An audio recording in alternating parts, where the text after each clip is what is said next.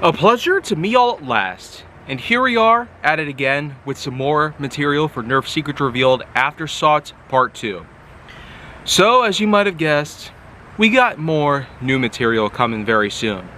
But I certainly hope to never have any repeats of some older bits that I have given some low scorings to.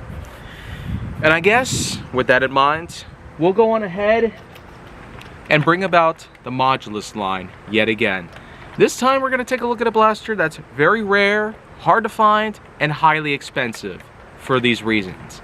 This is known as the Modulus Tracker ECS-10, an obvious reskin of the original ECS-10 that had come around in 2015, but with all seriousness, this particular eBay listing unfortunately has had some ups and downs.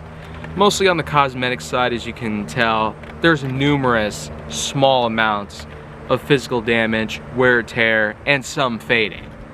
But otherwise, I'd say that it does do a pretty good job at simply being what it is, a little more than a reskin. So I probably won't go into all that much detail on it. Barrel extension, tactical rails, top, bottom, and sides, a carrying handle which doubles as another tactical rail, stock adapter, motorized action complete with 2 triggers,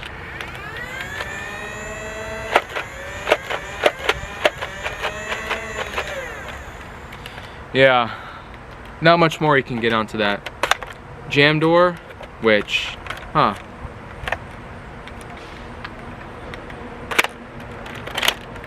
it kind of serves its purpose, and then of course you have a banana clip, which it did in fact come with.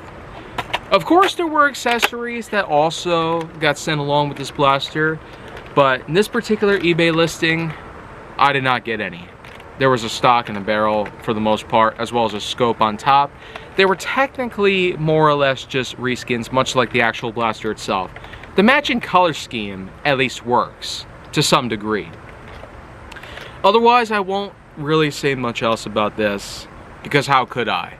It's the same kind of blaster, just reskinned, and also made to be more expensive for some reason.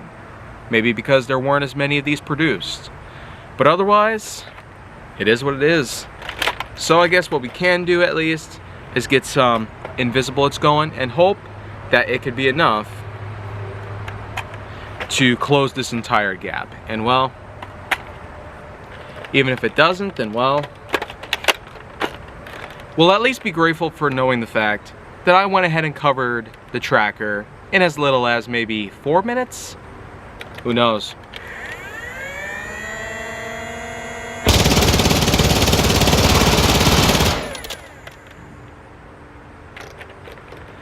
Well, okay, I guess it does earn itself another pass, but apart from all that, the Tracker ECS-10 is a little average, mostly with it being just a reskin. And the fact that it sells for high prices really goes to show that rarity might be one of the only mass appeals regarding this blaster. If you hope to get this for your collection because you just want to really sink in the money towards the rare pieces of Hasbro itself, then well, this might be for you. And one of these days, I might consider liquidating this piece myself because, unfortunately, there's not much room on the wall that I currently have at the moment. And I am, in fact, forced to really shake down a number of bits.